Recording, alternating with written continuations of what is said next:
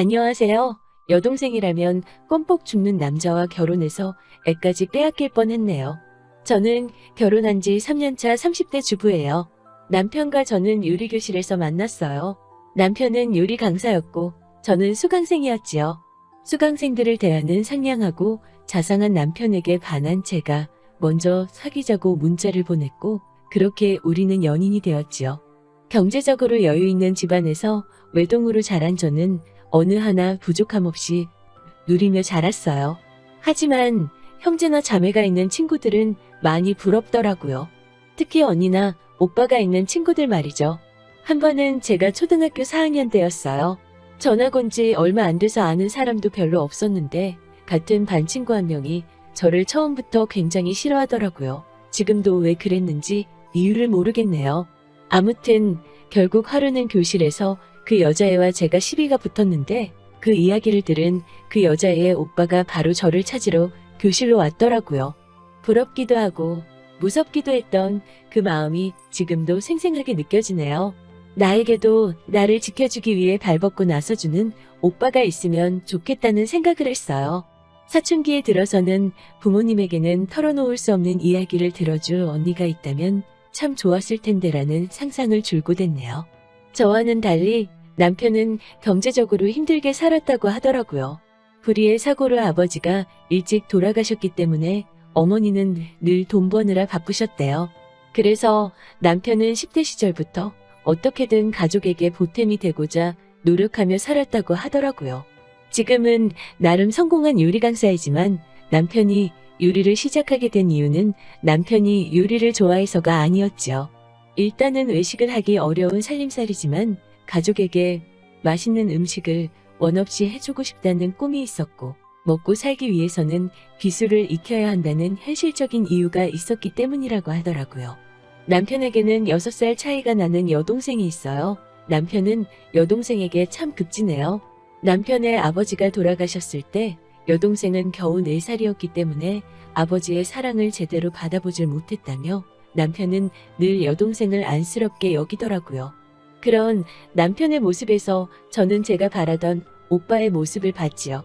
그래서 남편과 결혼하면 남편이 저에게도 이런 관심과 사랑을 주리라 믿어 의심치 않았어요. 그리고 늘 혼자라고 생각했던 제 인생에 오빠 같은 남편과 여동생이 동시에 생긴다고 생각하니 기쁜 마음이 컸고요. 사람들은 아가씨와 올케는 영원히 가까워질 수 없는 사이라고 말했지만 저는 우리는 다를 거라는 막연하지만 확신이 있었지요. 지금 생각해보면 제가 얼마나 오만했었는지.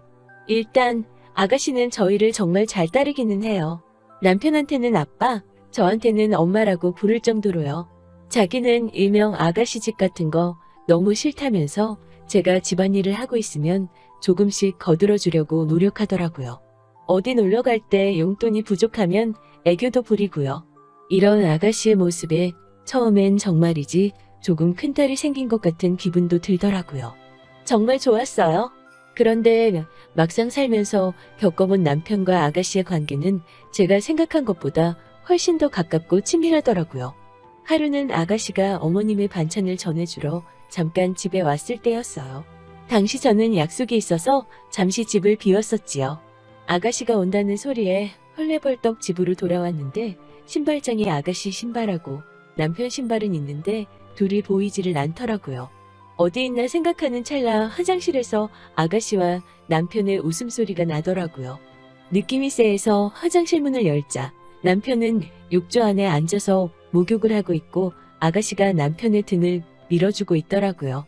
제가 화장실 문을 열었는데도 아가씨와 남편은 전혀 당황하는 기색이 없더라고요.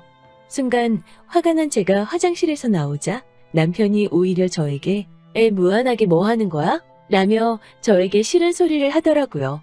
결국 남편의 성화의 아가씨에게 미안하다고 하고 흐지부지 상황을 넘겼어요. 하루는 집에서 빨래를 정리하고 있는데 아가씨가 근처에 지나가다 언니 생각이 났다면서 왔더라고요. 그런데 빨래줄에 걸려있는 남편 속옷을 보더니 언니가 이거 산 거예요? 오빠는 예민해서 면으로 된 팬티만 입는데라며 핀잔을 주더라고요.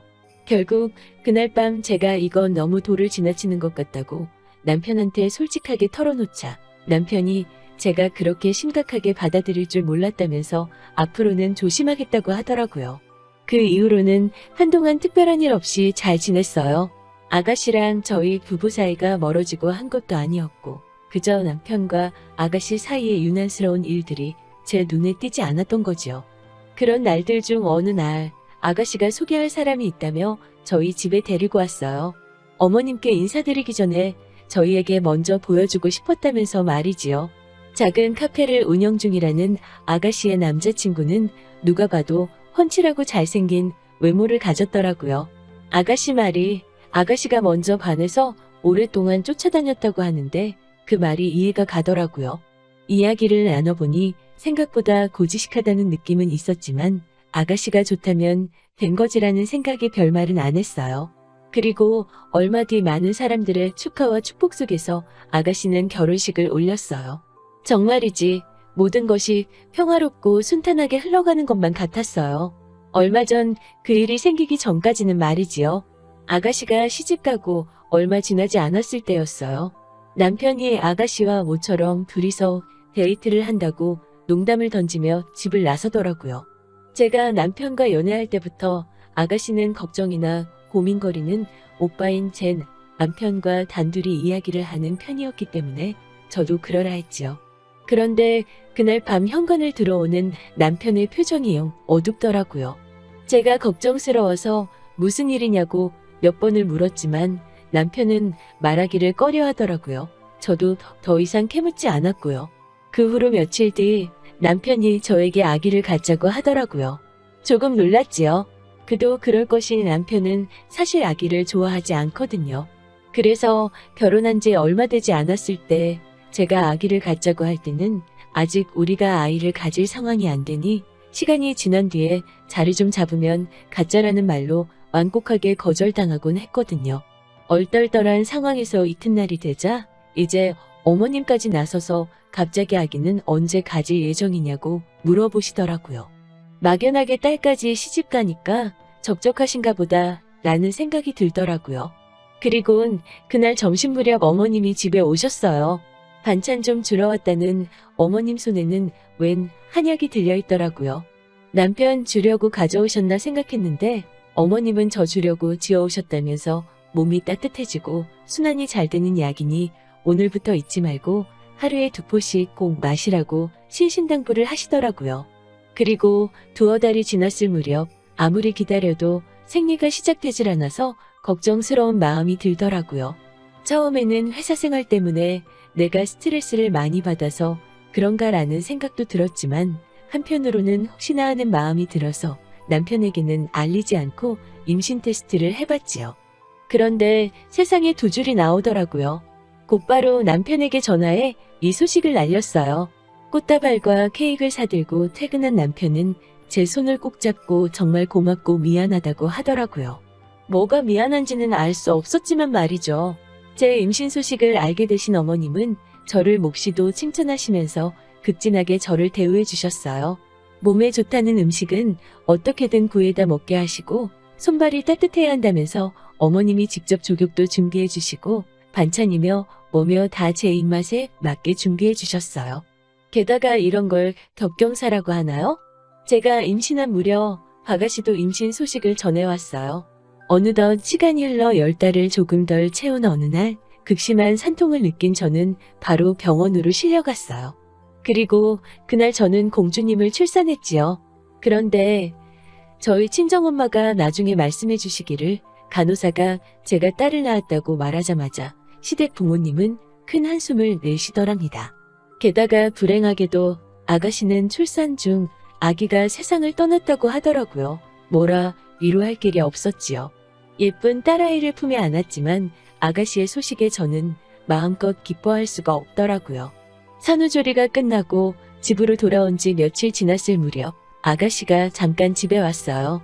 제가 딸아이 기저귀를 갈고 있는데 아가씨가 물끄러미 제 딸을 쳐다보다가 손가락을 가져다 대며 기왕 나오는 거 그거 하나만 달고 나오지? 라고 말하는 거예요. 그 광경을 본 순간 어이가 없고 확 그 손가락을 비틀어버리고 싶더라고요.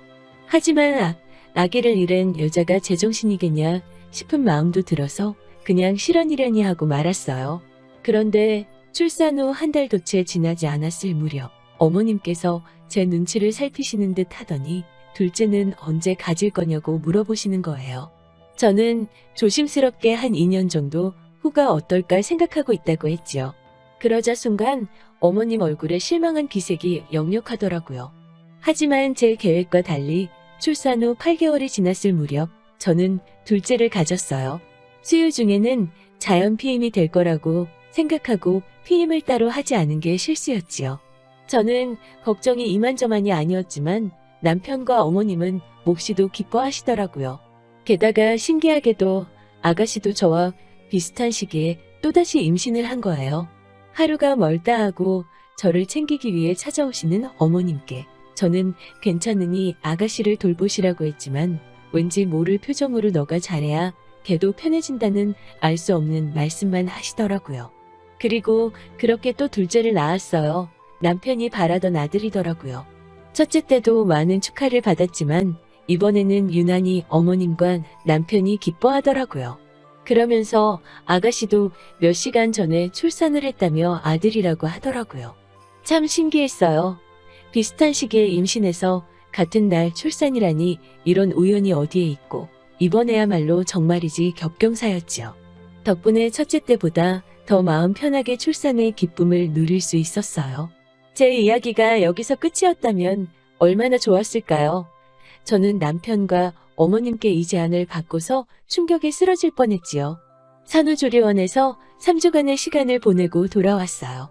아이를 낳는 동안 딸아이는 친정에서 돌봐주고 계셨지요. 저녁 식사를 마치고 거실에 모여 앉았는데 갑자기 남편과 어머님은 저에게 할 말이 있다며 꼭 들어줬으면 좋겠다고 이야기를 시작하더라고요. 저는 무슨 이야기인데 그러시냐고 말씀해 보시라고 하였지요. 남편은 저에게 머뭇거리면서도 용건만 얘기하겠다 하더라고요. 상상조차 할 수 없었던 충격적인 남편의 부탁은 바로 제 아들을 아가씨에게 주자는 거예요. 어머님, 그게 무슨 소리세요? 누구를 누구한테 줘요? 아니, 애가 물건도 아니고 뭘 주고 말고를 해요? 그리고 아가씨도 아들 낳았다고 하셨잖아요. 라고 하자 너가 낳았으니까 너가 주면 걔 아들 아니겠니? 마음으로 낳은 자식도 자식이라잖니? 라며 말도 안 되는 말씀을 하시더라고요. 제가 도대체 무슨 이야기인지 못 알아듣겠다 하자 남편이 신우가 이제껏 제가 임신할 때마다 임신한 척하며 시간을 번거라며 신우는 애를 못 낳는다고. 그런데 신우의 시댁은 손이 귀한 집안이라 대를 이을 아들을 원한다는 거예요. 그렇다고 내 애를 어떻게 줘? 말도 안 되는 소리 하지 마. 라고 하자 남한테 주는 것도 아니고 가족한테 주는 건데 가족끼리 어려울 때 돕고 살아야 하지 않겠냐고 하는 거예요. 저는 무슨 소린지 모르겠다며 절대로 못 준다고 다시는 그런 말 하지 말라고 소리를 질렀어요. 그러자 남편이 그럼 내 동생 그 집에서 쫓겨난다고 어린아이처럼 엉엉 울면서 바닥을 구르는데 그 꼴을 봐줄 수가 없더라고요. 내가 결혼한 사람이 이런 사람이었나? 그렇게 내가 부러워하던 우애라는 게 결국 이런 거였나? 라는 별별 생각이 다 들더라고요. 저는 아니 그러면 차라리 돈 주고 대리모를 쓰지 굳이 왜 내 애를 탐내냐고 물었지요. 그러자 남편 말이 여동생이 피 한 방울 안 섞인 남은 싫고 그래도 오빠의 자식이면 자기랑도 피가 섞였으니까 받아들이기 쉬울 것 같다고 하더라는 거예요. 남편은 그 와중에 뚫린 입이라고 저에 대한 사랑은 진심이라며 한 번만 자기 동생을 도와달라고 말하더군요. 그 말을 정말로 믿고 싶었어요. 하지만 저에 대한 남편의 사랑이 진심일지라도 동생에 대한 사랑보다는 못하다는 걸 뼈저리게 느낀 저로서는 더 이상 그런 개소리를 듣고 있을 이유가 없었지요. 첫째는 제가 산후조리하는 동안 친정에서 봐주고 있었기 때문에 저는 도망치듯 둘째 아들만 안고서는 혹시 쫓아올까봐 떨리는 마음을 애써 감추고 뒤도 안 돌아보고 친정으로 왔지요. 3일째 되던 날 어머님께서 연락을 해오셨지요. 이렇다 저렇다 말씀을 오래 하셨지만 결론은 아기를 달라는 사정이었어요. 저는 도저히 안 되겠구나 싶어서 이혼 서류를 작성해 남편에게 보냈지요. 아버지로서의 책임을 유기한 죄를 묻겠다고 했어요. 변호사 말로는 위자료랑 양육비랑 양육권 다 받을 수 있을 거라고 하더라고요. 소송은 시작했지만 그럼에도 불구하고 계속해서 왠지 억울한 생각이 들더라고요. 하지만 제가 할 수 있는 게 많이 없었어요. 결국 애들의 아빠이고 가진 것도 없는 집인 건 누구보다 제가 잘 아니깐요. 그런데 정말 인생은 알 수가 없어요. 인과응보라는 말처럼 사람은 착하게 살아야 해요. 얼마 전 우연히 아가씨의 소식을 듣게 되었어요. 그렇게 지키려고 하던 아가씨의 결혼 생활은 결국 파토가 나고 말았지요. 아가씨가 임신한 척 한 걸 들킬까봐 그동안 아주버님이랑 잠자리하는 걸 피했나 봐요. 넘치는 힘과 욕구를 주체하지 못한 아주버님이 결국 홧김에 몇 번 다른 여자를 안았는데 그 여자가 떡하니 아들을 낳았다고 하더라고요. 손이 귀한 집이라 비록 여자는 마음에 안 들어도 손주를 버리지를 못한 거지요. 그런데 아주버님의 상간녀가 자기는 처분 안 한다면서 배째라는 식으로 버텼나 봐요. 결국 아가씨 시댁에서 이혼하라고 하도 몰아붙여서 결국 맨몸으로 쫓겨나듯 강제 이혼을 당할 판인가 봐요. 찔거지 악이라나 뭐라나요. 뭐 이제 저랑은 상관없는 이야기지요. 저는 이제 자식들 데리고 새 인생을 시작해 보려고 해요. 비록 오빠도 언니도 없지만 저에게는 사랑하는 친정 부모님과 누구보다도 소중한 아이들이 있으니까 더는 외롭지 않아요. 들어주셔서 정말 감사드려요. 좋은 하루 되시고요. 감사합니다.